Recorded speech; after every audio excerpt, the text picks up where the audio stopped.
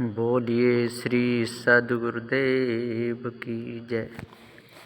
सद्गुरु श्री कबीर साहेब की जय। विश्व वंदनीय संत सम्राट वंदित हो सद्गुरु श्री कबीर साहब जी, मेरे हृदय मंदिर के आराध्य परम पूज्य सद्गुरु श्री मान साहब जी, पूजा के योग सभी संत समाज, मैं चरण कमलों में सिर झुका के तेरे बार बंदी करता हूँ। बोलिए श्री सद्गुरुदेव की जय। संत को हमें शांत रहना चाहिए। जिसके वाणी वचन कटुक हों, जिसके अंदर अहंकार 24 घंटा गरजता रहता हो, उसके अंदर साधु के गुण नहीं होते। जो मर्यादा ही त्याग दे, जो बोलते बोलते पछता तक उतर आवे, वो साधु नहीं है। पारखी सद्गुरु श्री कबीर साहब जी का जो सिद्धांत है वो पारख सिद्धांत है। पारखी सद्गुरु श्री कबीर साहब जी का सिद्धांत जीव सिद्धांत है। जीव के ऊपर कोई भी इस ब्रह्म आत्म परमात्मा नहीं है।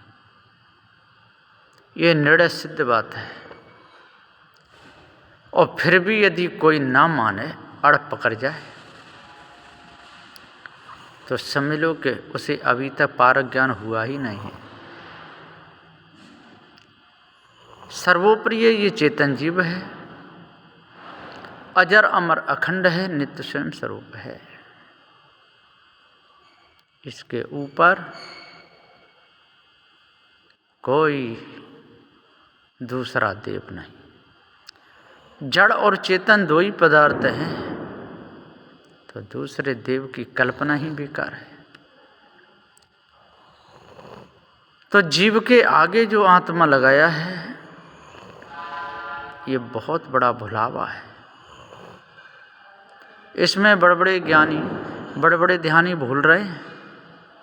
अभी तक इनको ये पता ही नहीं चल पाया कि ये आत्मा शब्द विनाशकारक है, जीव के लिए घातक है। आत्मवादियों ने कहा है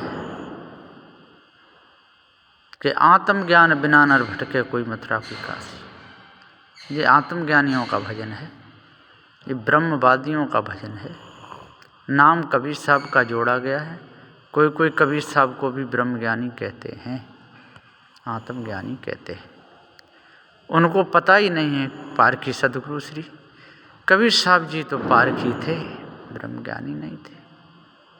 इन ब्रह्मज्ञानियों ने कबीर साहब को ब्रह्मज्ञान से जोड़ दिया, आत्मज्ञान से जोड़ दिया। आज के पारखी महात्मा भी नहीं समझ पा रहे कि ये सारा भ्रम है।